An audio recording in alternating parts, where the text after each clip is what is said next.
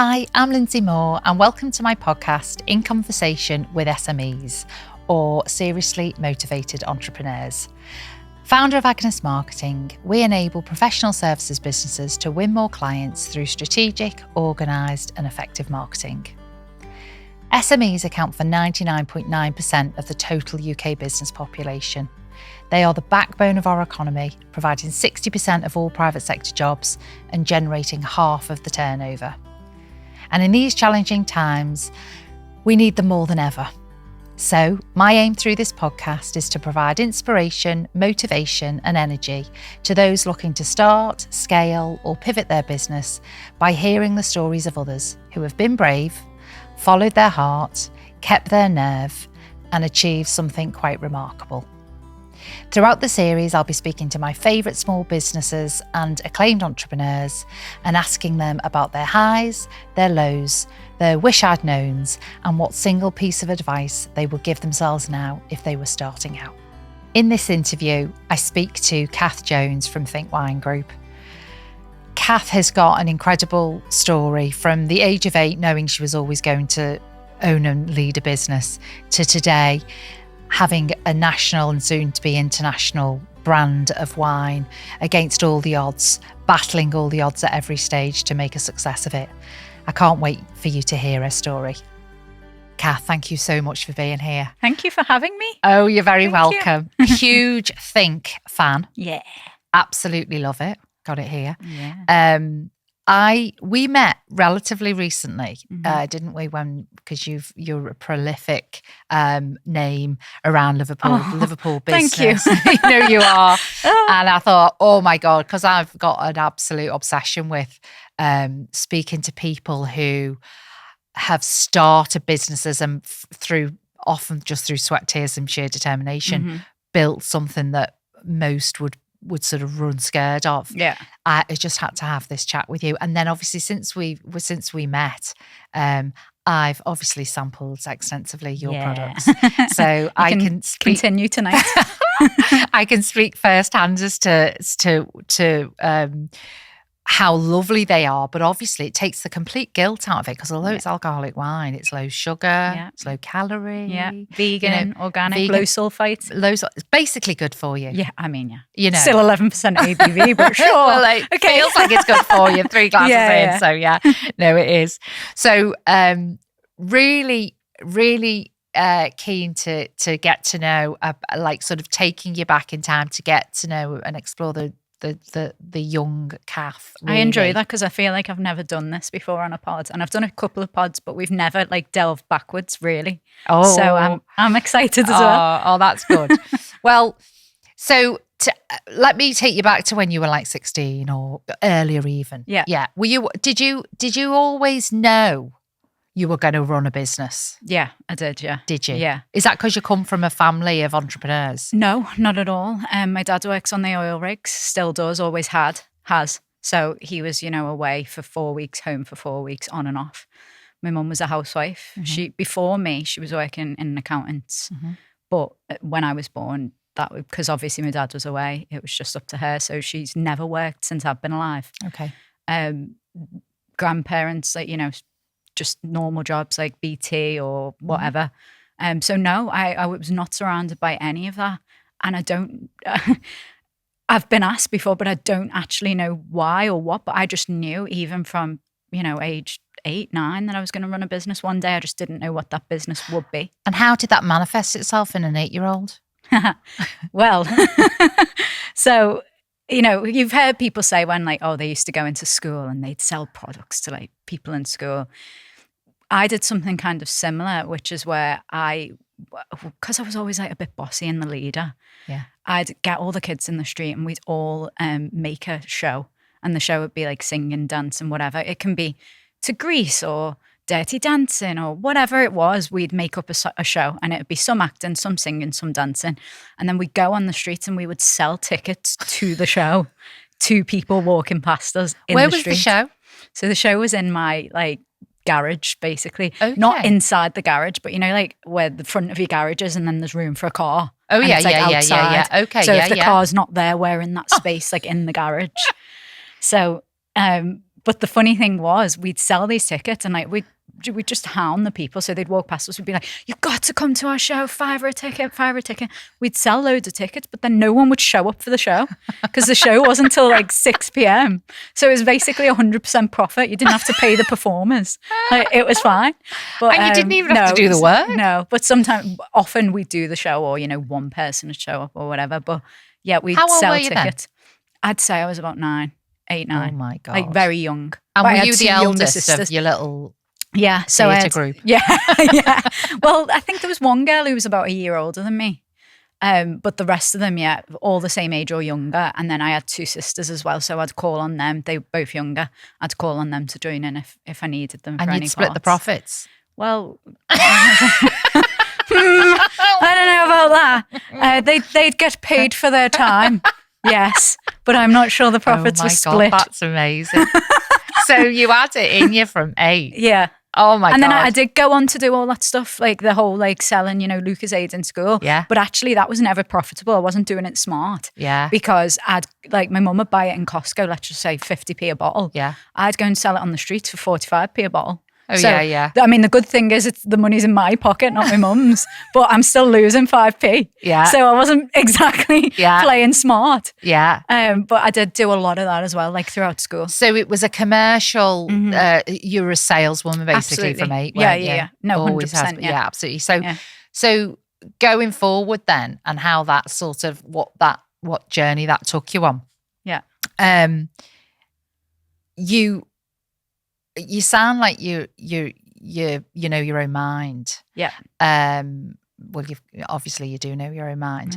And how did you just talk me through a little bit about, I know you went to secondary school and that didn't pan out well for you, did it? Yeah. So my mum wanted me to go to a school that was run by nuns. And it was an all-girls school and, it was very formal and I just didn't want to go there. I absolutely flat out did not want to go. And I told her, I don't want to go, I'm not going. And if you force me to go, I'll get kicked out. Yeah. And she was like, oh, shut up, whatever. Like, it's a good school, you just go, you'll fall in line, basically. Yeah. But I meant it when I said, if you put me in there, I'll get kicked out. And that's actually what happened. Because you just didn't feel it was I just didn't want, I never wanted to be there from day one. And I knew I wasn't going to stay. I'm not into religion. Yeah. And it was a very religious school. Yeah. And I knew I wasn't into religion even then. And I'm not into like ruling with an iron fist. Yeah. Like, so the idea of being under, so much, it was just very, very strict. And I just didn't like that vibe. Repressive. So I said to me, I'm not staying. And I told her every day. And for like a year, I just acted pretty naughty until I never actually got kicked out. So it's not like on my record it said, oh, she's expelled. But they brought my mum in and they said to her like, oh, it would be great if she left. Yeah. Can she leave, please? Can she please leave? We're not kicking her out, but and will can you take she leave? her now? Yeah. And that's what happened. And so I only did 1 year at that school, year 7. And then I moved to another school, which was a mixed school. And one of my choice. I was good as gold. Honestly, It wasn't like, I'm not like inherently naughty. No, yeah. It's just that I knew I didn't want to do that and I'd take whatever steps to not be there. Yeah. So I then moved to my mixed school and I was good as gold and I did really well there. And isn't that a common theme, isn't it, that comes out when when you have conversations with anybody, it's like you do your best, you achieve your best when you're in an environment where you feel comfortable and accepted and that you can showcase what you do and feel safe. And so that great. You knew at the age of 11 then that good for you. And then another thing that interested me about you, because you said that, you're not from an entrepreneurial family and it wasn't like you were raised with loads of international aspirations to live abroad anything. But you had that in you as well, didn't you? You were determined to travel, weren't you? And explore the world. And again, I'm not 100% sure why. I think, so my first kind of solo traveling was to the US. And I think maybe I watched too many US TV shows or I'd loved too many US films and I just thought to myself, like, I have to go there because it looks great. Yeah. I don't really know how or why. I know I didn't go on holiday abroad till I was quite late on, like maybe 10. And then I started because my mum wouldn't fly, you see, terrified of flying. So the first time I went abroad on a plane, it was with my dad on his own, aged about 10, which was late because everyone in my school had been going. So when I remember, I couldn't sleep all night. Like I was shaking with excitement. I was like, because I couldn't believe I was going abroad. And then from that moment that I got on that plane, that was it. I was ready to get on a plane every day forever. So you were inherently curious and like adventurous, really, weren't you? Yeah. And I always knew, like even from age 8, I knew I wasn't for Liverpool. Yeah. And like obviously I'm here now, I'm based here, and I do love Liverpool as a city, but I knew when I was young, like, no, there's more than this. Yeah. I've got to see more. Yeah. And so, that was always the goal.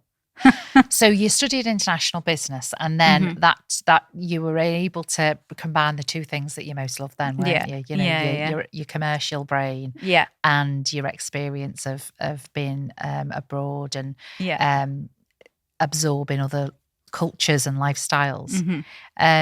Tell us a bit about when you went for your placement year to the States and you know, you were saying that you were terrified of being scared to go out. Go out. Well, I can't imagine that of you now. I know it's different. I've changed. So what happened was that I went to work for Marriott Hotels. They came into my university and they were interviewing us all, and it was some for the placements in the UK, some for placement. You know, they're everywhere, aren't they? So, but I was dead set. I'm going to America, and they interviewed me, and I told them, you know, when you place me, don't place me in New York, don't place me in LA, nothing like that. Like I want rural, I want real life America. Yeah. And they were like, okay. And so they placed me in Louisville, Kentucky, which is where the Kentucky Derby is, if you've ever heard of that. That's like really, it's famous for there. It's where like Kentucky bourbon's made. They've got a few claims to fame. Muhammad Ali is from there. Yeah. Who I actually met when I was working in my hotel.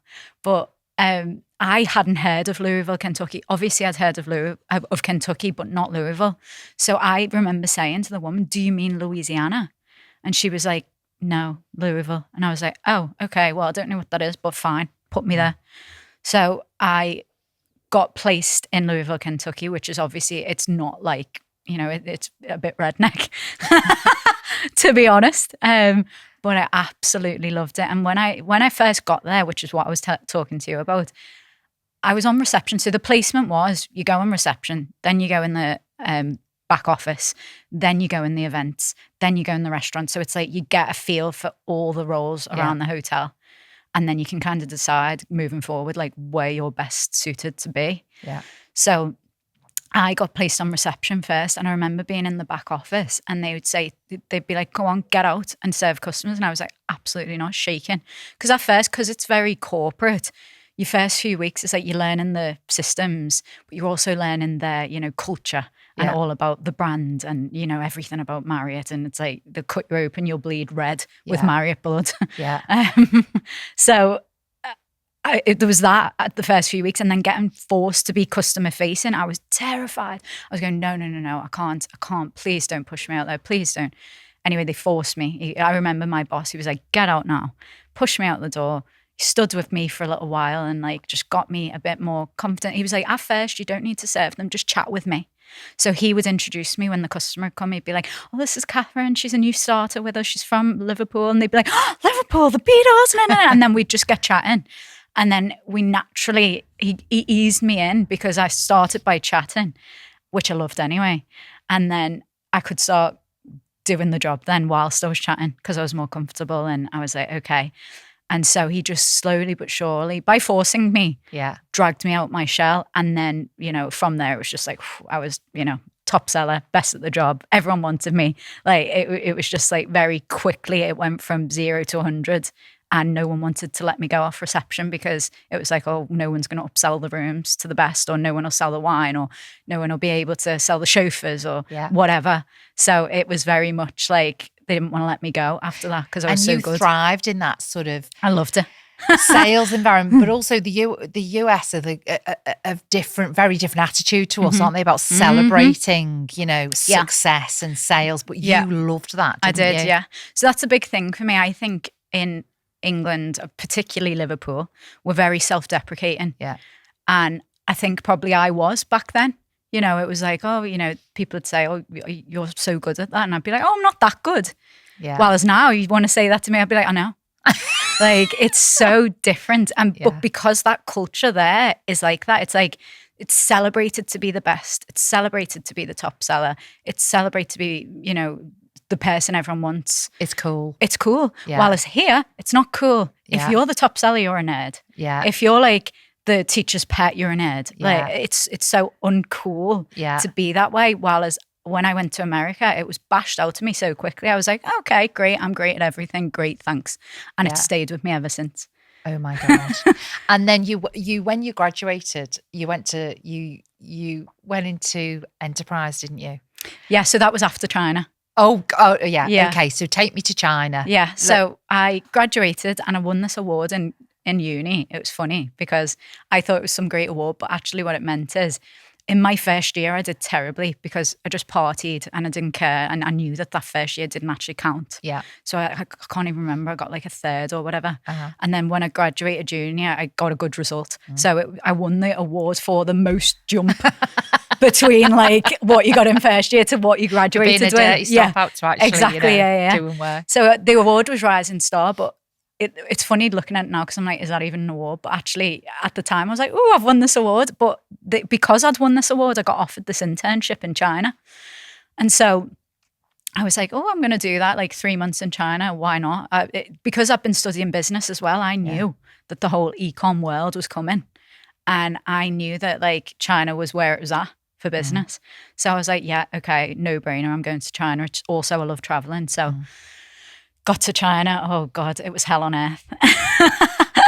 I can't even imagine it. Because you couldn't speak the language. No, obviously. couldn't speak the language. But also, I just didn't expect that no one would speak English. And it's so rude of me to even think that. But I was just like expecting everyone to speak to me in English. Yeah.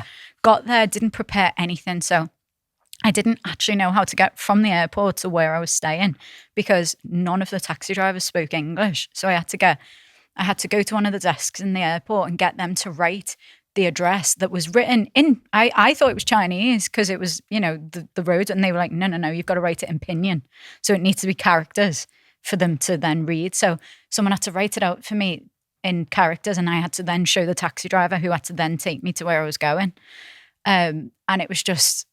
Is this just to get from the airport? This is just to get from the airport, yeah. But it was like, that was the start of at least 2 months of just pain.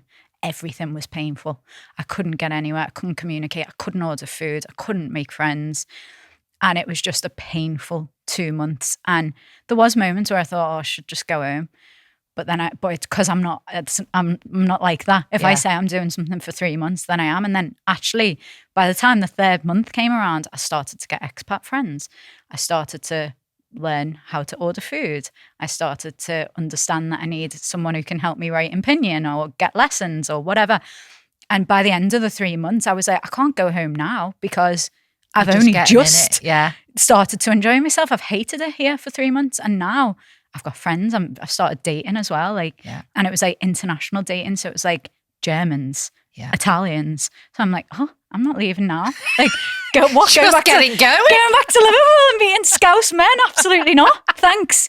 So I was like, no, I'm not going. So I stayed, and my internship was up, but I did still stay there for a little bit. But I started teaching English as well, and it was well paid because it was, especially for that age, it was really well paid. And so I stayed there for another like year and a bit. I was there in total about a year and a half. Oh my God, really? Yeah. And I absolutely loved it, but it was hard work. And I remember when I came back to England, I was like, wow, life is so easy. So did you get much e-commerce exposure out there? So my internship was a lot of it, yeah, because it was called World Health Stores or Health Food. I don't even know, something like that. Like Whole Foods. Yeah, kind of like Whole Foods online version. Yeah. And it was run by an American Chinese, but they were obviously getting the product in China. Mm-hmm. And so there was no need for me to be in China. I only work from a laptop. It could have been done anywhere in the world, really. Yeah. But I think because their supply chain was obviously coming in from China, they were looking for interns there. And I actually was working with another English girl which is how I started to develop like some friendships, because she knew a few people. She'd been there longer. She would introduce me to others. But yeah, we worked on this, I guess, e-commerce website. And so I did get a bit of experience, but I wouldn't say I got masses of it. More so, I was very intrigued by like the warehouses, because where I was, Shanghai, it's not full of warehouses. Like you need to go to like Guangzhou or somewhere like this if you really want to see. But because I was making friends who were like my TAs in the school. So when it was like certain, Chinese New Year or whatever, they'd invite me to their hometowns. Okay. So I would sometimes go to their hometown and they'd show me around factories or show me like mad places. Is that because you asked them to, or oh, do yeah, they yeah, just do that as, to be honest, just hang out in factories? They'll offer you anything. They're like, what do you want to do? I'll take you anywhere. I'll do anything. You said, can you I'm show like, me can around you some show me? factories? Yeah, I'm like, show me around everything that's here. Why did you particularly want to look around factories at that I was just interested in, I knew that people were setting up websites in England to sell Chinese crap, basically. Yeah. And I knew that was happening. And I'm thinking, where are they getting all this? And it's from these big, massive warehouses in like the likes of Guangzhou and stuff. And not just there, but that's a very well-known one. I did go to someone else's hometown, but I can't for the life of me remember its name. But that have factories as well. But it was just one of the many things I asked them to show me, because I was so curious when I was younger. And I wanted to know everything about everyone all the time. So you're obviously a natural sort of naturally curious and natural saleswoman. You did a good stint in enterprise, didn't you? Before you ended up going into more B2C consumer marketing. Yeah. Where you honed your skills and absolutely smashed the leaderboard. Yeah. And all of the guys, because everyone else apart was fellas, weren't they? Yeah. So basically a lot, it was heavily men at enterprise. And you know what? It was I'm so glad I did it, because it really, it was hard work. And it was a graduate scheme. I believe now you don't have to be a graduate to do that. But at the time you had to be a graduate. It was really competitive. You were going up against loads of people for jobs. Yeah. So when I got one as, one of the very few girls, I was made up with myself. But but by that point, I've got this mentality of I'm the best. I'm going to be the best. And I went in there with it and I wiped the floor with everyone. I actually did. And it'll be funny because I've got people, when this goes out, I've got people on LinkedIn that are from there. And it would be funny for them to see this and go, actually, yeah, she did. Because I did. And even I remember my boss at the time, the general manager, he was like, or the area manager, I think he was like, I've not really seen anything like this. You just winning the leaderboard every month for everyone in the whole of the Northwest, beating every single man. And I could tell people were getting fed up of me. Why does she keep winning? I was just like, well. So how did you then, so I know that you then moved into influencer marketing, didn't you? Working with an influencer marketing agency, which obviously gave you huge exposure to the whole B2C way of selling products. Yeah. But then, so it's interesting because you're collecting here that we're realising as we speak, so many skills that are coming together to lead you to what you can do here. Absolutely. And then you, obviously, be it working within a sort of a marketing and agency environment, you basically, there's no overhead. So you've got a laptop. Yeah.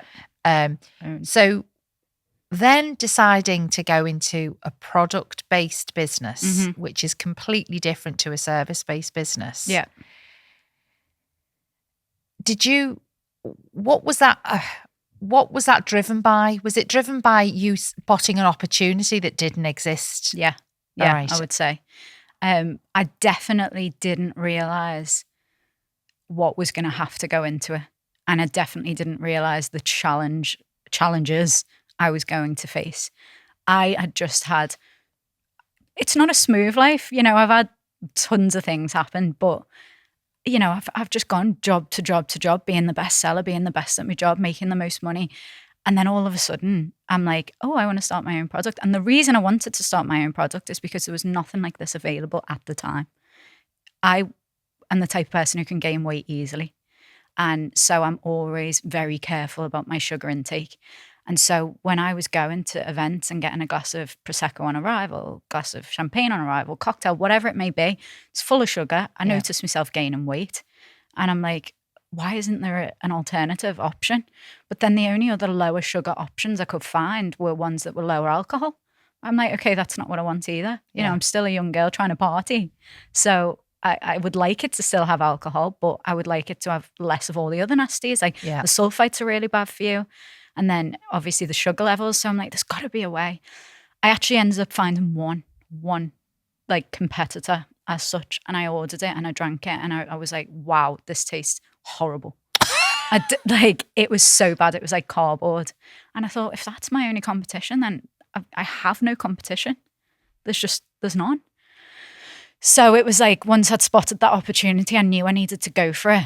I just didn't realize at that stage the amount of work, effort, and hell that it was going to take. So how do you even begin to find a supplier who can make the product like you want it? Where'd you tap into contacts for that? Yeah, I just flew to Italy and hoped for the best. So I knew I wanted a Prosecco, so it had to come from Italy. It had to come from Treviso. So I flew to Treviso and I initially tried speaking to vineyards alone, which I should have known from China was not going to be a good move because obviously like old Italian vineyards, like, they're all speaking Italian. They don't, and they're not bothered to try and speak to you in English. And so anyway, I had to find a wine agent who knew they existed, but I got in touch with him. We had a phone call. I met up with him when I went over. And then he took me around to multiple vineyards over the space of a few months, visiting different vineyards. And then I would say what I wanted. Like, it needs to be B Corp. It needs to be low sugar. It needs to be vegan. It needs to be organic. All this list of things that I needed. And then they'd go, no, thanks. We don't want to touch you. Oh. All they wanted to do was let me white label their product. Right, okay. So they'd say, well, we've got a lovely Prosecco here. Stick your own label on it. I'd be like, absolutely not. This is being made specifically for me, my recipe. It's not something that I'm buying off a shelf. So when I finally found the vineyard, it was like they ticked all my boxes. They were family run. They were small. They were so bothered about the grape. And they fully got the vision. And they were like, I get it. Yeah, we'll make this for you, no problem. So they didn't make anything similar at the time? No. They make a Prosecco, yeah. But it's but like not full sugar. Yes, yeah, like a full sugar Prosecco. Mm-hmm. Yeah. Wow. So, okay, so you found your vineyard, you found your partner to make it. This is what, 2018, 19? Yeah, around, it would have been 2018. And then you presumably have to then really find the money to be able to fund the production of this product and everything that goes with it in terms of transporting it and stocking it and all of that. So how did you manage that? So a lot of it was actually my own money. But I did, to be honest, I got a loan off a close friend. Okay. For some as well. So I didn't do it completely alone. But because I had Social Nation already, my business running for a few years, profitable, making money. Because as you say, no overheads whatsoever. A lot of it was my own money. And then I did also manage to get a loan. But I think had I have tried to get that loan from a bank or any, an actual kind of corporation, I wouldn't have got it. But because it was like a friend, who had disposable income, I was able to get that loan. Believed in you. Yeah, fully believed, fully. And still does, yeah. So, okay, so I'm really interested to ask you about, because I know you were basically you were more than in the planning stage with ThinK. You were in production with it, weren't you? When the pandemic hit, which obviously must have been, well, it felt like for everybody, a complete out of the blue shock. And what I'm interested to ask about, because it's an interesting one, the alcohol market, because obviously there's the on-trade side, isn't there, where all the bars and the restaurants and the clubs and everything closed. Yeah. And then there's the online side. So at the point when the pandemic hit, where were you in terms of your... Had you actually launched the product? Yeah, okay. So we launched in October 2019. Oh my and obviously lockdown came in March 20. Yeah. So we had 5 months of trading as we thought we were going to, which was going to be 50% online and 50% B2B. Yeah. That was the plan from the get-go. So we took off down that path, shall we say.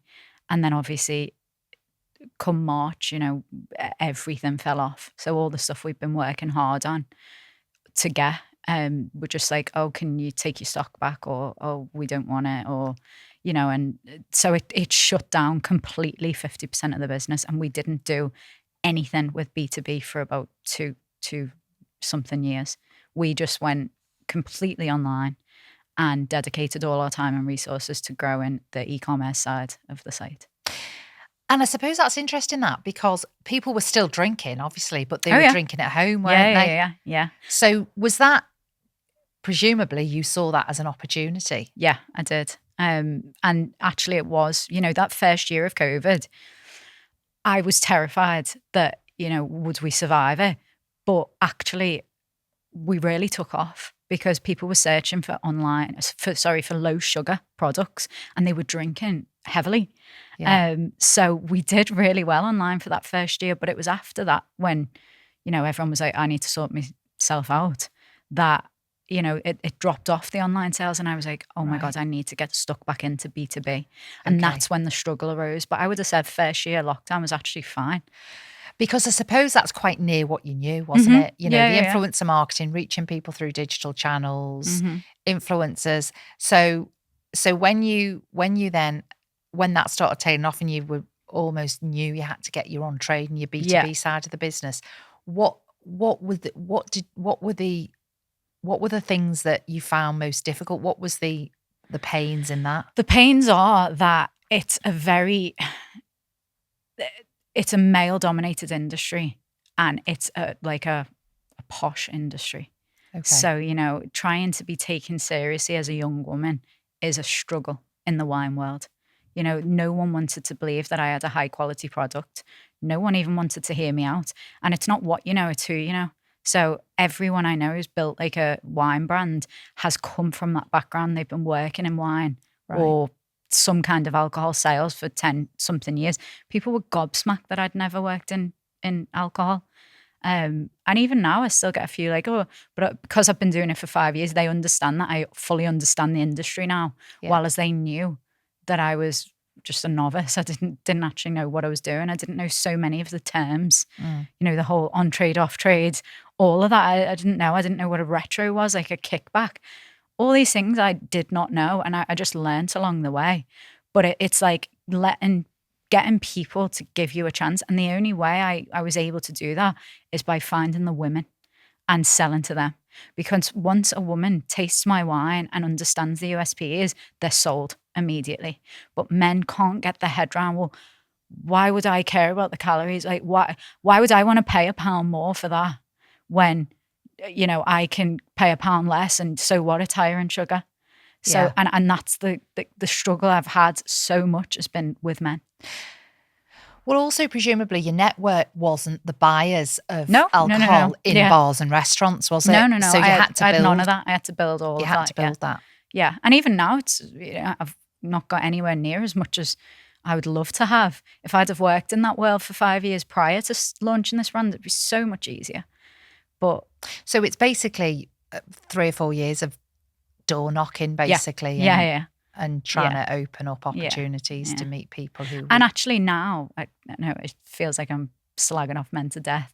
Now some of like my best customers are men, obviously, because they can now understand what women want and are much more open. But I'm talking more about that old school, 70-year-old man who has been just drinking wine for years and just can't understand why they would need to change and why they need to help get the younger drinkers something different. So that's where I've struggled with men, but obviously not all men. So in such a short period of time, I mean, literally 4 or 5 years, wow, that's like almost like a lifetime of experience in like such a short amount of time. I know. Today, what's the business split between online and B2B and B2C? Pretty 50-50 right now, to be honest, yeah. It will probably lean more towards B2B within the next year, I would say, because now we are going after, more, because we've needed to grow to be able to get enough wine to fulfill big orders. Now we're at a stage where we can fulfill big orders if we get them. Yeah. So we're trying to sell more on quantity. So I'd say it's going to lean in the next year to heavily B2B, but right now it's about 50-50. And what's the plan going forward then? What's next for you? I know you're not going to never get, you don't strike me as someone who's going to sit there and go, oh yeah, it's all, I'm happy now. Let's just draw a line under it. No, we're going to keep, growing. I feel like this year is the first year where everyone's going to me, oh my God, I see ThinK everywhere. I see you everywhere. I see ThinK everywhere. And I'm like, wow, I can't believe this, because it's been 5 years of no one even knowing who we are. Yeah. And then if it's one of them things, when people go, oh, you're such an overnight success. Oh, absolutely not. But I'm going to keep growing in the way we have. I'm going to try and hit more international markets and do more exporting. And then eventually, not yet, but, in 10 years' time, I would like to sell the business. Mm-hmm. And the reason for that is because I want it to grow into a Moe, something like that. And I just would not have the funds for that. Mm-hmm. So someone needs to pick this up who's got that kind of money to really elevate it to where it needs to be. Or invest. Or invest, yeah. Well, you've seen think like a similar thing happen with Whispering Angel. Yeah. So Whispering Angel, they're just like a little vineyard in France. And then they started utilising influencers such as the Kardashians. Bam. Next thing, they've been bought by LVMH and the life's made. So that kind of vibe would be great. But, I know there's a lot of work to do before I'm ever at that point. And they, that vineyard was going, 30 years or something. But again, it feels like an overnight success. Yeah. Like Whispering Angel, oh wow, now it's on everyone's shelf. But, it's been knocking on doors for 30 years. Oh my God. And you'll do it. I just know you will. So. Because you are so sort of, it's like, you're so driven, and it's like you almost know it's going to happen, don't you? Before you've done it. I honestly feel like it will. Yeah, I do. And I think I am a bit of without ever calling it manifesting, because I don't know. That's weird to me to say that, but I think I'm a natural manifester. Yeah. So hopefully it's going to. No, I think you, I've got no doubt that you will be the next Whispering Angel. So can I ask you then, while we finish, to wrap up, casting your mind back to your younger self at school, I'm thinking about other people who are in like at high school or secondary school who were like, oh God, this is such a drag. Don't really feel comfortable here, not sure what I want to do. Where you were at, what advice would you give? What would you give your younger self? It's hard, because my answer to anything in which you're unhappy, regardless of age, is to change it. And I know it's very difficult for people to, if you're 11, how are you going to force your mum to let you change? So I actually don't know, because what's the answer? I would say to them, change your school then, or change your path, or, go straight into business at 15 or whatever it is. Go and get a job. I would always say, if you're really unhappy in something, you change it. But I know that obviously the school system doesn't allow you to just leave school, but then maybe can you change schools? Or can what you're saying there really is be brave and be bold, aren't you? Yeah, be brave, be bold, and just convictions. Push for what you want to make you happy, regardless of your age. If you know what's going to make you happy, then push for that, I would say.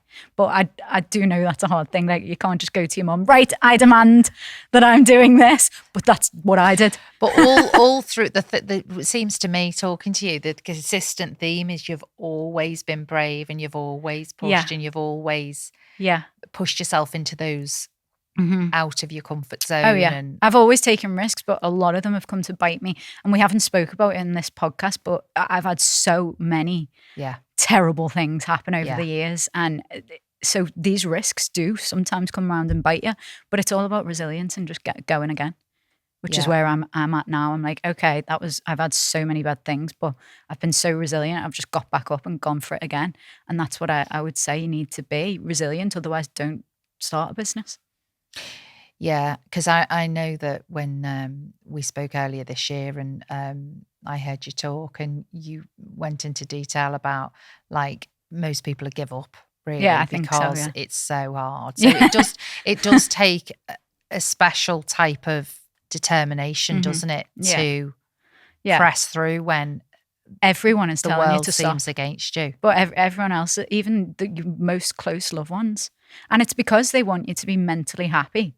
So it's not like they're trying to do anything to upset you. But when you're saying, no, I'm not shutting it down, and they're saying, shut it down. Because it's causing stress and hemorrhaging money, stress, bad things keep happening.